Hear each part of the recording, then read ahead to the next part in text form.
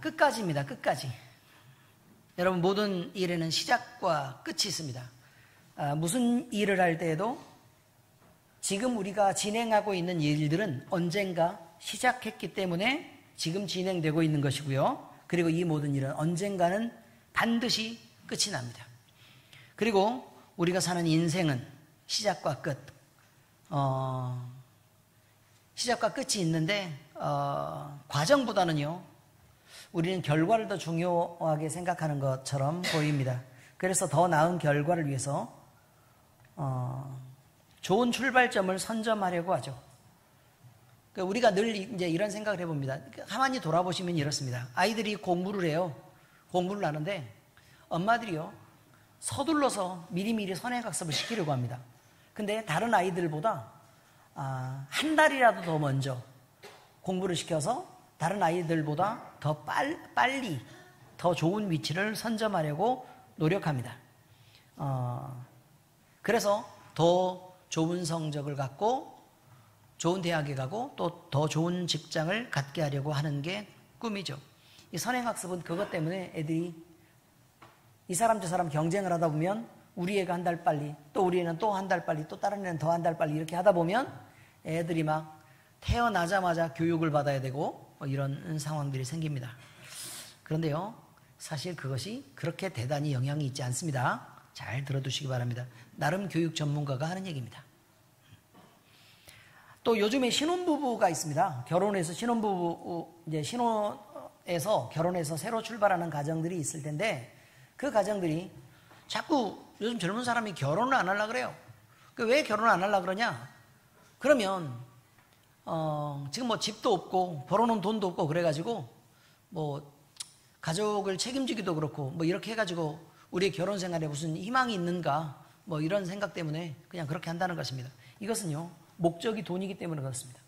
얼마나 우리가 풍요롭게 누리고 사느냐, 얼마나 우리가 더 많은 돈을 가지고 사느냐, 이것을 잘 사는 것이라고 믿기 때문에 잘 사는 것이라는 게 행복하게 사는 게 잘 사는 게 아니라 더 많은 돈을 가지고 더 많은 재산을 가지고 사는 것을 잘 사는 것이라고 생각하기 때문에요, 신혼 출발 때부터 월세방에서 시작하는 사람하고 또 전세에서 시작하는 사람이 다르고, 전세 시작하는 사람하고 또 부모님이 잘나가지고 뭐 집을 갖고 시작하는 사람들이 또 다르다, 이렇게 생각을 한다는 것입니다.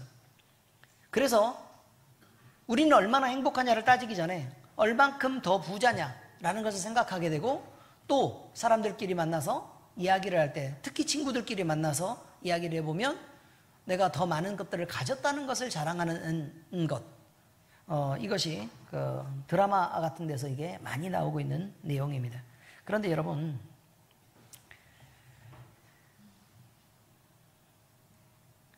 이것이 세상입니다.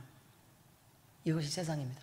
신앙이라는 게요, 있더라도 우리가 세상적으로 살면 바로 이런데 똑같은 조건을 따지게 되고, 더 사랑하는 사람과 내가 평생 사랑하는 사람과 함께 손을 잡고 마주보면서 서로 웃으면서 행복하게 살리라 라는 게 결혼의 꿈이 아니고, 더 나은 조건에서 더 많은 재물을 가지고 그렇게 살아가는 것을 더 잘 사는 것이라고 믿는 그런 세상을 우리는 살게 된다는 것입니다. 여러분, 이것이 얼마나 사람을 불행하게 만드는지 모릅니다. 끊임없이 비교하게 만들고, 또 뭐라도 더 갖지 않으면 내 마음속에 불행이 계속 온다라고 생각을 하기 때문에 더 많은 것을 가지려고, 더 많은 재물을 취하고 더 많은 권력을 취하고, 그리고 더 많은 사람과 그 인간관계를 맺기 위해서 사람들은 끊임없이 노력을 하다 보면 어느덧 지치고 자신의 행복뿐만 아니라 가족의 행복도 책임을 지지 못하는 그런 삶을 살게 된다는 것입니다. 이것이 어떻게 행복이 되겠습니까? 신앙도 마찬가지입니다. 주님을 만난 처음의 열정과 감격, 이것이 시작이어야 되고, 또 그 사랑의 관계를 유지하면서 살다가 내가 사랑하는 주님을 만나는 그것을 꿈꾸면서 이 세상을 마지막하는 그런 종말을 생각해야 될 텐데, 우리는 신앙생활이 오래될수록 교회에서 더 높은 자리를 위해서 다투는 일도 허다하고, 그리고 교회 안에서도 더 큰 영향력을 미치기 위해서 노력하는데, 여러분, 이것은요 다 세상적인 것입니다. 성경은 출발점도 중요하고 또 결과도 좋아한다고 가르치지만 과정 역시 그 못지않게 중요하다고 가르칩니다. 신앙은 처음 하나님과의 뜨거운 만남이 대단히 중요하죠. 왜냐하면 그 사랑의 관계를 갖고 평생을 가기 때문에 그렇습니다. 여러분, 젊었을 때요, 너무너무 사랑했던 그 기억은 내가 고난을 받을 때에도 참아낼 수 있고 저 인간이 나한테 조금 잘못해도 견딜 수 있는 힘이 됩니다. 그런데 젊었을 때 뜨거웠던 그 사랑의 기억이 없는 사람들은 이 사람이 나한테 조금만 섭섭하게 해도 금방 마음이 돌아서고요, 그 사람을 포기하게 만듭니다. 바로 이것이 중요하다는 거죠. 신앙생활에서요, 하나님과의 그 처음 사랑과 그 뜨거운 만남의 시간들을 내가 가슴 깊이 새기고 그걸 기억해내지 못한다는 사실은 정말 불행한 일입니다. 그런데요, 우리가 아무리 뜨거운 하나님과의 만남이 있었더라도 세상에 치이고 결국 세상의 마음을 뺏기면 그 뜨거운 사랑을 지켜내지 못하고 신앙생활을 하게 됩니다. 그러면 결국 세상적인 것들로 싸우게 됩니다. 이것이 얼마나 안타까운 일이겠습니까? 이건 절망적인 일입니다. 신앙은 처음과 끝이 중요합니다. 그러나 과정을, 얼마나 그 과정을 뜨거운 하나님과의 사랑의 관계를 유지하면서 그것을 꼬박꼬박 잘 채워나가느냐, 이것이 엄청 중요하다는 것을 잊지 마시기 바랍니다. 그래서 이것이 성경에서 그렇게 강조하는 성화의 삶의 열매가 된다는 것도 꼭 기억해 주시길 바랍니다. 여러분,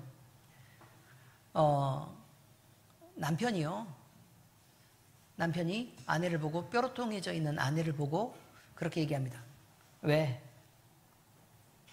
그러면 아내가 대답하죠. 뭐? 그럼 남편이 왜? 아내는 뭐라고 대답해요? 뭐? 그럼 남편이 하는 말이 돈 줘?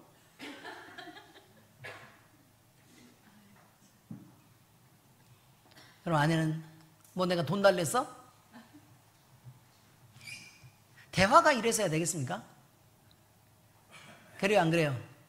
그냥 이렇게 쳐다보고 있으면 조용히 다가가서 팔을 벌려서 안아주면 끝나는 일도, 이것들이 그런 관계를, 사랑의 관계를 계속해서 유지하는 실력이 없기 때문에 문제가 된다는 것입니다. 성경의 처음인 창세기 1장 1절에서는 뭐라고 얘기를 하고 있는 거냐면, 자, 함께 읽겠습니다. 시작. 태초에 하나님이 천지를 창조하시니라. 하나님이 천지를 창조하셨다고 선언합니다. 이것은 시작입니다. 이것은 성도가 하나님을 섬겨야 될 결정적인 이유가 됩니다. 처음 시작이 어떠하든 결과만 좋으면 된다는, 그것은 성경적인 내용이 아닙니다. 처음 태초에 하나님이 천지를 창조하셨고 우리를 만드신 분이 하나님이시기 때문에 우리는 신앙생활을 꼭 해서 하나님을 섬겨야 될 목적이 생긴 것이고, 그리고 하나님 품으로 돌아가야 될 그 돌아갈 지점도 우리는 생기는 것입니다. 근데 태초에 하나님이 우리를 만드신 게 아니고 우리가 우연히 떨어졌다면 뭐 때문에 하나님을 섬겨야 되는 거예요? 그럴 이유가 없다는 것입니다. 그러니 여러분, 시작이 태초에 하나님이 천지를 창조하셨다, 이렇게 시작했다면 결말 역시 하나님께로 돌아가는 결론을 만드시기 바랍니다. 그러면 과정을 어떻게 채우느냐는 이제 우리의 몫이 되는 것입니다. 우리가 시작할 때에 확신한 것을 끝까지 견고히 잡으면 그리스도와 함께 참여한 자가 되리라 라는 게 오늘 본문의 선언입니다. 하나님으로부터 출발한 성도들이 하나님으로 삶의 내용을 채우고 또 하나님께서 이끄시는 구원으로 결과되는 이 약속이 있다라는 것을 담고 있는 선언인 것입니다. 히브리서 기자는 바로 그 사실을 말하면서 참된 믿음은 시작을 기억하고 끝까지 주님께로 돌아가는 목적을 두고 지금의 주님을 끝까지 붙드는 것이다 라는 것을 강조하고 있는 것입니다. 오늘 이 말씀을 통해서 우리는 끝까지 라는 단어의 무게를 깊이 새겨야 됩니다. 자, 오늘 성경 말씀 내용 첫 번째는 이것입니다. 우리가 시작할 때에 확신한 것, 이것입니다. 자, 함께 읽겠습니다. 시작. 우리가 시작할 때에 확신한 것. 히브리서 기자는 먼저 우리가 시작할 때에 확신한 것을 붙들라고 권면합니다. 여기서 시작은 복음을 처음으로 받아들이며 가졌던 구원의 감격과 그 은혜를 의미합니다. 얼마나 놀랐습니까? 하나님께서 천지를 창조하신 하나님께서 우리를 사랑하신다는 말과, 그리고 그 하나님이 우리를 특별히 지목하고 붙잡으시면서 우리를 살리시길 원하신다는 그 말과, 우리같이 억눌리고 우리같이 망해가는 인생에게 하나님이 보호종이 되시고 또 소망이 되어주시겠다고 말씀하셨던 그 사랑을 우리는 처음 발견했을 때, 아, 주님이 희망이구나, 또 주님만 붙잡아야 되는구나, 주님만 섬겨야 되는구나 라고 얼마나 우리가 느꼈냐는 것입니다. 우리가 병들고 힘들고 지쳤을 때 하나님은 우리를 고치시겠다고 말하고, 왜냐고 물을 때 하나님은 내가 너를 사랑하기 때문이다 라고 말씀해 주셨던 그 사랑을 우리는 기억해야 된다는 것이죠. 그런데 세상적으로 잘 나갈 때에는 주님을 모른다고 하지 않았겠습니까? 늙고 병들어 몸이 아프고 또 세상적으로 실패했기 때문에 낙담에 빠졌을 것이고, 사람들을 대할 때에도 만남을 피하고 싶은 그때 아무 사람도 나에게는 위로가 안 되고 그저 사람을 만날 때마다 불편함이 있었던 그런 때에 우리 주님은 우리를 만나 주셨습니다. 그리고 주님을 만나자마자 죄인 우리가 그동안 지었던 모든 죄를 용서받았고, 또 주님이 우리를 사랑하신다는 그 고백을 듣게 되었습니다. 버려지고 외로웠던 우리는 천지를 창조하시고 복의 근원이 되시는 하나님의 자녀가 되었습니다. 다 늙어서 소망이 없던 우리가 하나님의 언약에 참여한 자가 되어 영원한 생명을 누리기도 하였습니다. 이것은 우리에게 놀라운 소망이고 말할 수 없는 기쁨이 되었습니다. 이 확신이 신앙의 기초이며 흔들리지 않는 믿음의 뿌리여야 한다고 말하고 있습니다. 성경은 우리에게 주님을 처음 만난 그때의 기쁨과 확신을 잃어버리지 말라고 강조합니다. 그래서 처음 사랑을 늘 생각하고 처음 사랑이 어땠는지 그 감정마저도 우리는 지키고 있으라고 말하죠. 처음 사랑을 버리면 계시록의 에베소 교회처럼 주님의 책망을 받습니다. 계시록 2장 4절입니다. 시작. 그러나 너를 책망할 것이 나니 너의 처음 사랑을 버렸느니라. 마음에 가득한 사랑을 잃어버린다는 것은 생존의 가치를 잃어버리는 것입니다. 전혀 다른 목적을 향해서 욕심만 부리게 되죠. 예를 들면 이렇습니다. 남편으로부터 그렇게 사랑을 갈구하던 여인이 하나 있습니다. 근데 그 여인이 사랑 하나면 만족하겠다라고 생각하고 남편을 계속 바라봅니다. 그런데 계속해서 실망하고를 반복하다 보면 결국 남편의 사랑을 포기하게 된다는 거죠. 그럼 포기했을 때 이 여인은 무슨 생각을 갖겠습니까? 이제는 내가 나를 지키고 나도 내 욕심을 위해서 살 거야. 너 같은 거 사랑하는 거 필요 없어 라고 말하지 않겠습니까? 사랑을 포기한 여인이 얼마만큼 모질게 인생을 대할 수 있냐라는 것은 지금 이런 상황에서 쉽게 알 수 있습니다. 성도의 사랑도 마찬가지입니다.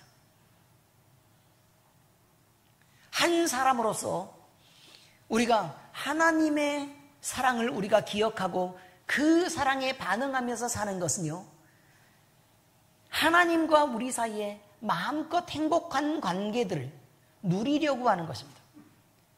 그런데 하나님이 어떻게 사랑하셨던 그 사랑을 배척하고 우리가 살아가겠다고 얘기하는 것은요, 독한 마음을 품고 세상에 한번 덤벼보고 내 몸 같은 거 다 필요 없다라고 자포자기하는 심정으로 독한 마음을 품었을 때나 할 수 있는 일이라, 그런 말입니다. 성도가 이렇듯 처음 사랑을 잃어버리면 열심과 봉사가 아무리 많아도 그 신앙은 껍데기에 불과합니다. 그러니 피곤하고 지칠 수밖에 없죠. 여러분, 엄청 내가 너무너무 사랑하는 사람이 있어요. 그 사람을 위해서 요리하는 게 피곤합니까? 그 사람을 위해서 내가 이렇게 안마하고 마사지 해주는 게 불편한 일입니까? 그 사람을 기다리는 일이 그렇게 지치는 일입니까? 아닙니다, 여러분. 그렇지 않습니다. 사랑하는 사람, 그 사람을 위해서 수고하는 것은 너무너무 즐겁고 기쁜 일이고 조금이라도 더 그 사람을 위해서 무언가를 내가 할 수 있다면 내 수고로움 같은 것은, 피곤함 같은 것은 전혀 내 안중에 들어오지 않습니다. 그저 할 수 있으면 좋은 것입니다. 그런데 피곤하고 지친다 라는 것은 하나님을 향한 사랑을 잃었다는 것입니다. 요즘 제가 여러 교회에 대한 이야기들을 했습니다. 특히 큰 교회들은요, 어제 큰 교회 목사님과 교역자들이 저희 교회에 방문해 가지고요, 우리와 함께 교제를 나누고 그렇게 갔습니다. 그런데 그 교회는 한 1000명쯤 되는데요. 1000명쯤 되는데 이제 더 이상 받을 자리가 없어서 못 받는답니다. 사람들이 와도 못 받아요. 공간이 없어가지고. 그 정도로 큰 교회인데 문제는 이거죠. 성도들이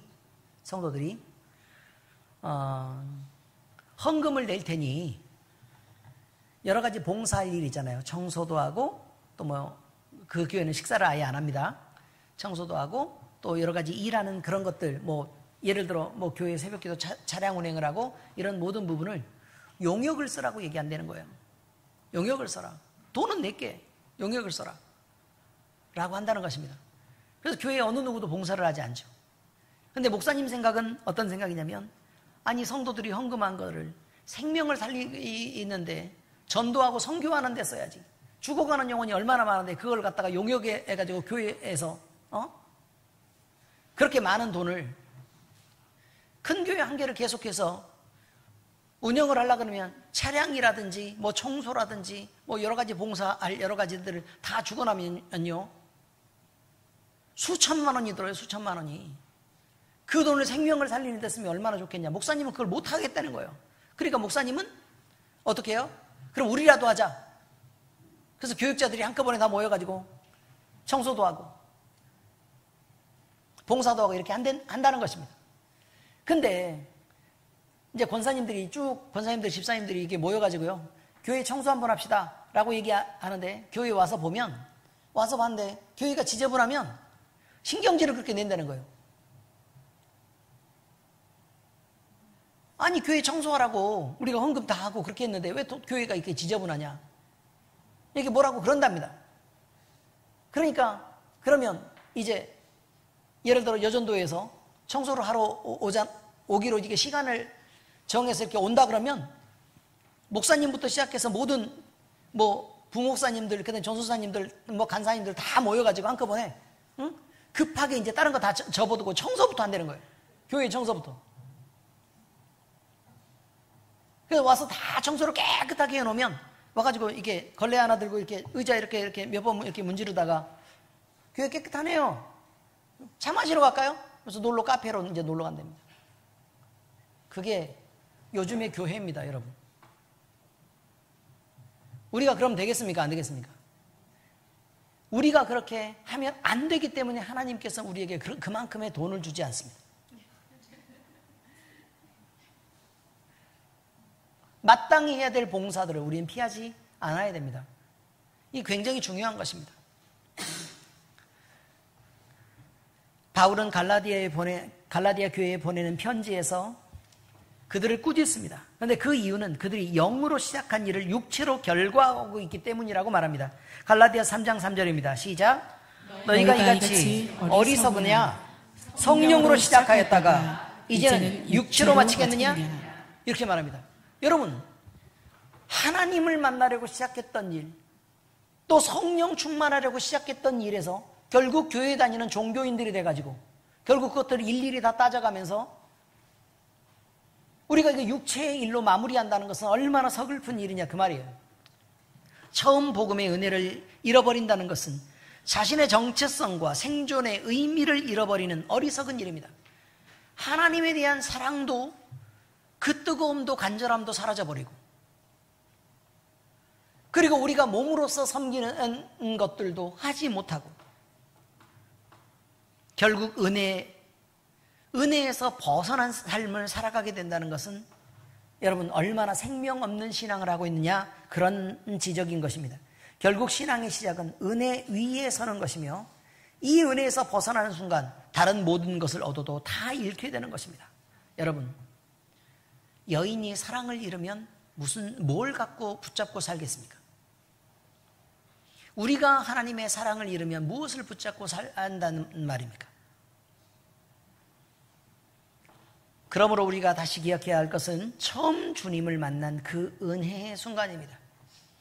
주님께서 십자가의 보혈로 우리를 깨끗하게 하셨다는 그 사실, 우리를 살린 교회와의 만남, 그리고 우리를 의롭다 선포하셨다는 복음의 기초가 오늘 또 우리의 신앙을 붙드는 힘이 되어야 될 것입니다.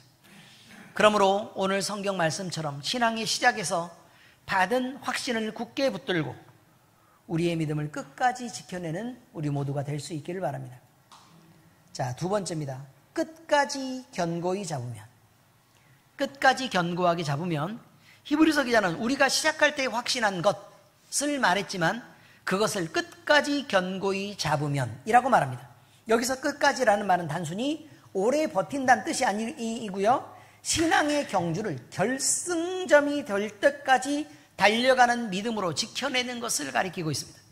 예수님께서도 끝까지 견디는 자는 구원을 얻으리라고 말씀하셨습니다. 자, 마태복음 24장 13절 함께 읽어보겠습니다. 시작. 그러나 끝까지 견디는 자는 구원을 얻으리라. 보세요. 끝까지 견뎌야 된다는 거예요. 인생에서는요, 감정이나 열정도 중요합니다. 그러나 신앙은 순간적인 감정이나 짧은 열정으로 끝나서는 안 됩니다. 아무리 뜨거운 것이라도 그것을 끝까지 지킬 힘이 없다면 소용이 없다는 것입니다. 오히려 우리는 우리의 자신의 삶 전체를 통해 그 뜨거운 사랑을 근거로 해서 인내하고 또 끝까지 달려야 되는 책임 있는 경주를 다해야 되는 것입니다. 이스라엘 백성은 출애굽의 은혜를 경험했습니다.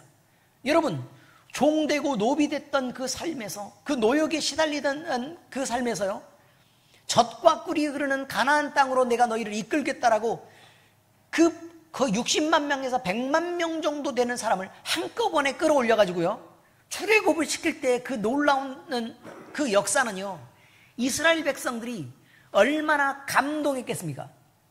애굽 사람들이 그냥 보내기라도 했습니까?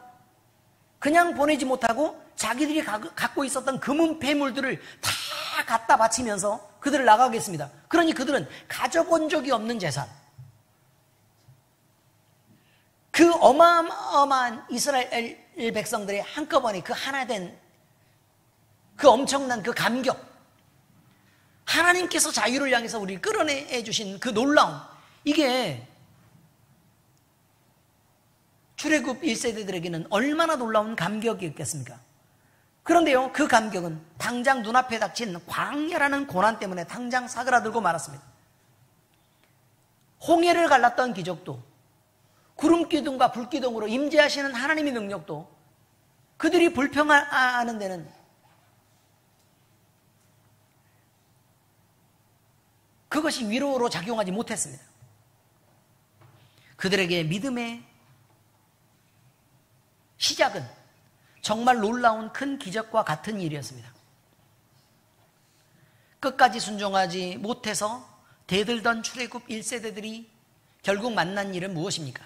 그 1세대들은 가나안 땅에 결국 들어가지 못했습니다. 여호수아와 갈렙 이 두 사람 빼놓고는 가나안 땅에 아예 못 들어갔습니다. 그들에게 믿음의 시작은 있었지만 끝까지 가지 못한 자들이 많게 된 것입니다. 그러므로 사도 바울도 자신의 인생을 하나님을 향한 제물로 내어드렸으며 달려갈 길을 마치고 믿음을 지켰다라고 고백하면서 신앙의 결승선까지 도달하게 된 것은 자랑이 아니었다, 오직 은혜로 된 것임을 증언했습니다. 디모데후서 4장 7절입니다. 시작.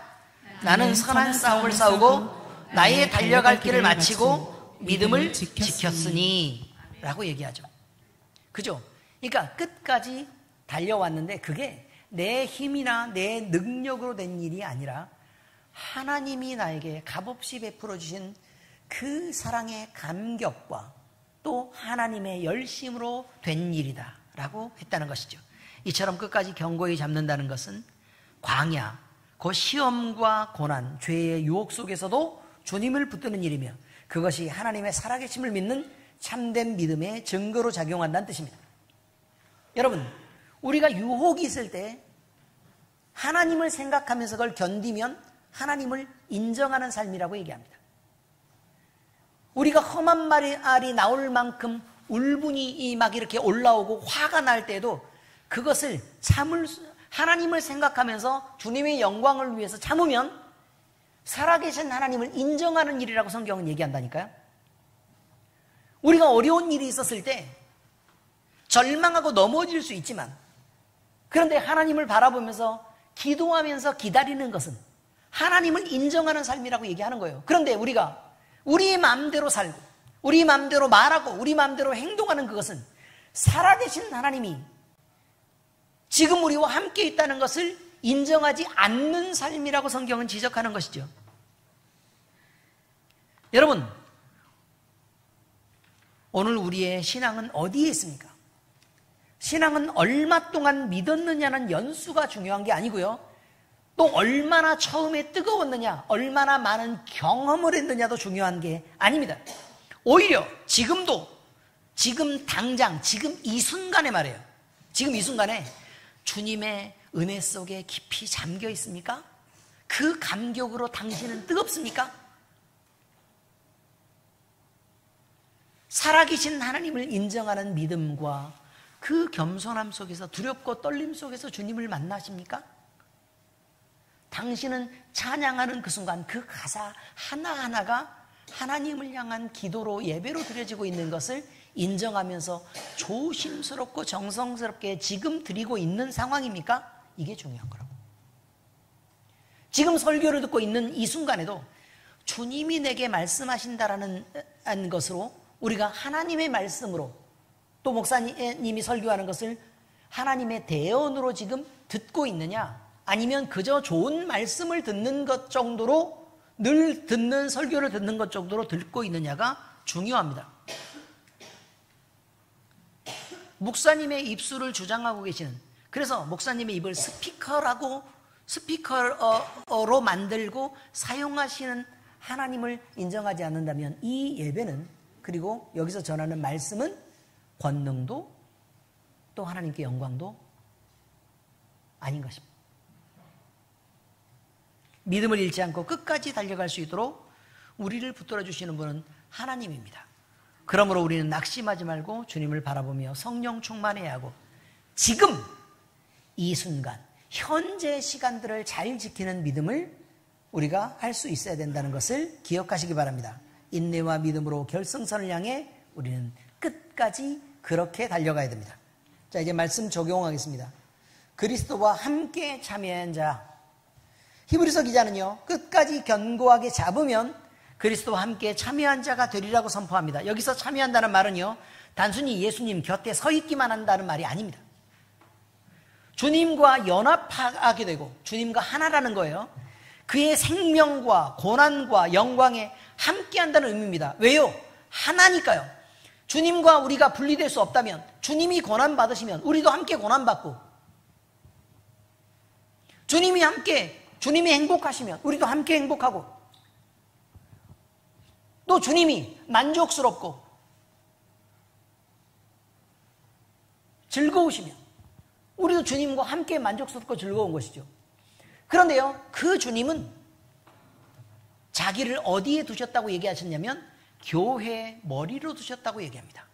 그러므로 우리가 이 교회와 함께 영광도 함께 받고 생명도 함께 누리고 고난도 함께 받아야 된다는 그런 의미인 것을 늘 기억하시기 바랍니다. 이것이 주님이 계신 주님의 집입니다. 사도 바울은 우리가 그와 함께 영광을 받기 위하여 고난도 함께 받아야 된다고 말합니다. 그 이유가 뭐예요? 그 이유는 주님과 우리가 나누어질 수 없는 하나이기 때문이라는 거예요. 자, 로마서 8장 17절입니다. 시작. 자녀이면 또한 상속자, 곧 하나님의 상속자요 그리스도와 함께한 상속자니 우리가 그와 함께 영광을 받기 위하여 고난도 함께 받아야 할 것이니라. 여러분, 고난 함께 받기 싫어가지고요, 주님으로부터 떨어져요. 그러면 주님이 영광 받으실 때 우리는 영광 못 받아요.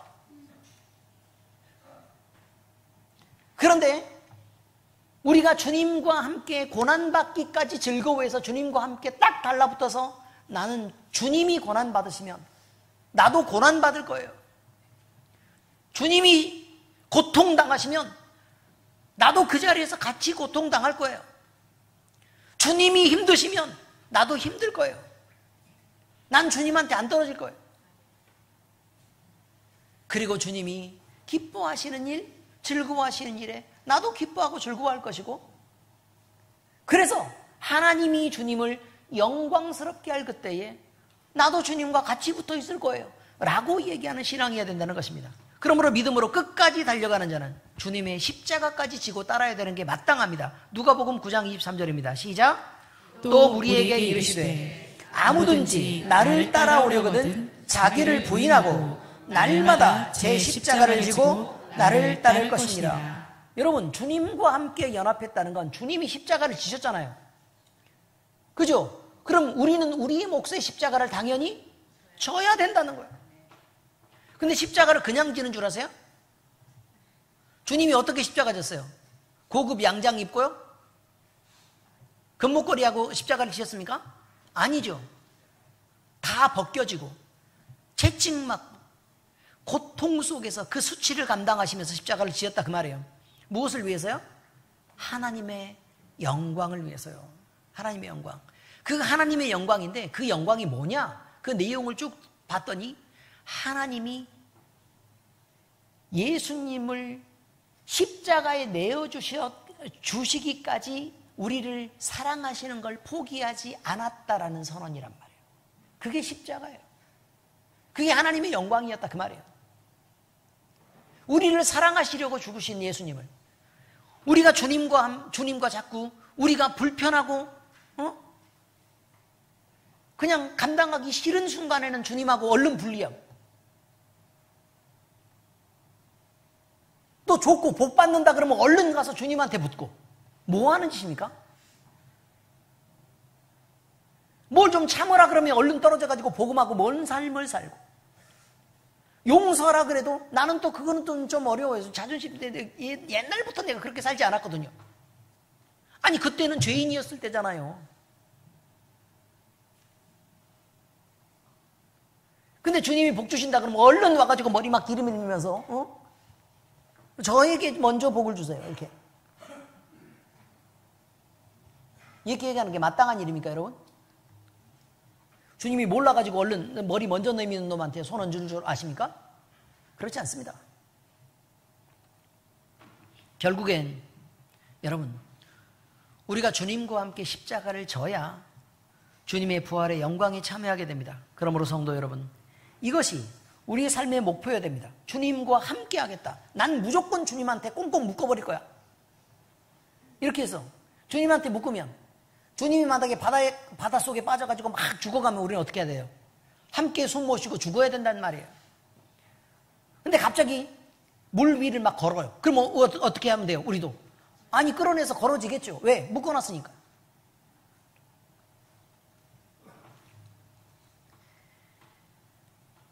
세상은 시작을 화려하게 하고요, 과정에서 성공을 거두고 결과에서 칭찬받기를 원합니다. 그러나 성도의 인생에서, 세상에서의 성도의 인생은 세상에서의 성공이 아니라 주님과 함께 동행하며 끝까지 믿음을 지켜내는 것을 성공 삼아야 됩니다. 믿음 지키는 게 중요한 거예요. 다 이뤄도요, 믿음 지키는 게 중요한 거라고요. 왜요? 거기는 영생이 있고 하나님을 영원히 찬양할 수 있는 그곳에 우리가 들어가서 영원히 하나님을 찬양하며 살 수 있게 되잖아요. 그거 외에 무엇을 더 얻으려고 하냐 그 말입니다. 주님과 함께 동행하며 끝까지 믿음을 지켜내시기 바랍니다. 우리가 주님과 함께하면 실패와 좌절도 의미가 있고 결핍과 고난에서도 소망이 있으며 눈물 골짜기를 지나 영광이 준비되어 있습니다. 그저 그것이 무엇이든 우리는 주님과 함께 꽁꽁 묶여 있으면 됩니다. 바로 그것입니다. 그러므로 우리는 표대를 향하여 그리스도 예수 안에서 하나님이 위에서 부르신 부름의 상을 위하여 달려가는 삶을 살아야 합니다. 빌립보서 3장 13절 14절입니다. 시작. 형제들아, 나는 아직 내가 잡은 줄로 여기지 아니하고 오직 한 일, 즉 뒤에 있는 것은 잊어버리고 앞에 있는 것을 잡으려고 표대를 향하여 그리스도 예수 안에서 하나님이 위에서 부르신 부름의 상을 위하여 달려가노라. 성도 여러분, 오늘 지금 당장 우리의 신앙을 돌아보십시다. 그리고 주님과의 연합을 굳게 붙드십시다. 우리가 끝까지 믿음을 지키도록 우리 안에 계신 주님을 붙들고 주님을 의지하면서 나아갑시다. 주님을 바라보며 의지할 때 우리는 참으로 임마누엘의 주님과 함께하는 자요, 마지막 날에 주님의 영광을 함께 누릴 자가 되는 것입니다. 임마누엘의 뜻이 뭐죠? 하나님이 우리와 함께 계시다. 다시 말하면 우리는 주님과 묶여있다라는 뜻입니다. 사랑하는 성도 여러분, 신앙은 시작이 전부가 아닙니다. 뜨거웠던 첫사랑이 아무리 강렬해도 그것이 끝까지 이어지지 않는다면 결국 헛된 열정으로 끝나고 맙니다. 그래서 성경은 시작도 중요하고 또 과정도 중요하지만 마지막까지 믿음을 지키는 것을 더 많이 강조하고 있습니다. 히브리서 3장 14절 오늘 본문입니다. 시작. 우리가 시작할 때에 확신한 것을 끝까지 견고히 잡고 있으면 그리스도와 함께 참여한 자가 되리라. 본문의 이 말씀은 우리의 신앙 여정을 요약한 선언입니다. 시작이 있다는 것이죠. 그리고 과정도 있다는 것입니다. 그리고 끝이 있다는 것이죠. 끝까지 가는 힘은 우리의 의지에서 나오지 않습니다.